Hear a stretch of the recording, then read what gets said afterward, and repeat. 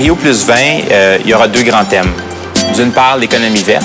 La deuxième thématique sera la réforme de la gouvernance de l'environnement à l'échelle internationale. Évidemment, il y aura tout un espace de discussion officielle. Donc, les presque 200 gouvernements de la planète vont se rencontrer et vont négocier la déclaration qui sortira de cette conférence-là.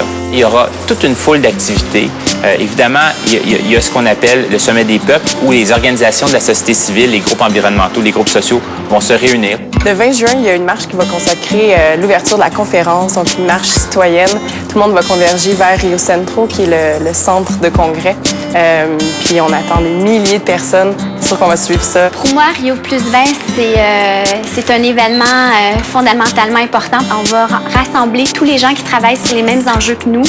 Et ensemble, on va pouvoir trouver des idées puis échanger les bonnes pratiques. Notre rôle là-bas, ça va être vraiment de faire des liens, comment on peut aller chercher des modèles, les ramener ici, s'inspirer. En fait, c'est s'inspirer pour poursuivre le travail qu'on fait chez Équiterre. Et à chaque jour, on va tenter de vous faire un résumé de ce qui se passe à la fois au sommet officiel des Nations Unies, mais aussi au sommet des peuples, par différents moyens. Que ce soit, par exemple, des capsules vidéo avec nos différents intervenants, des billets de blog et de l'information sur notre page Facebook, sur notre compte Twitter et évidemment sur le site Internet d'Équiterre. Nous, ce qu'on souhaite, c'est que la déclaration de Rio sur l'économie verte soit une déclaration avec des objectifs, que ce soit pas juste des belles paroles en l'air, mais qu'on sente qu'on a un plan de match. Il y a 20 ans, il y a 30 ans, c'était des problèmes très locaux, régionaux, à la limite à l'échelle d'un pays.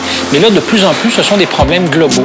Et si on n'apprend pas à travailler ensemble, on ne sera pas capable de relever ces défis-là à l'échelle planétaire.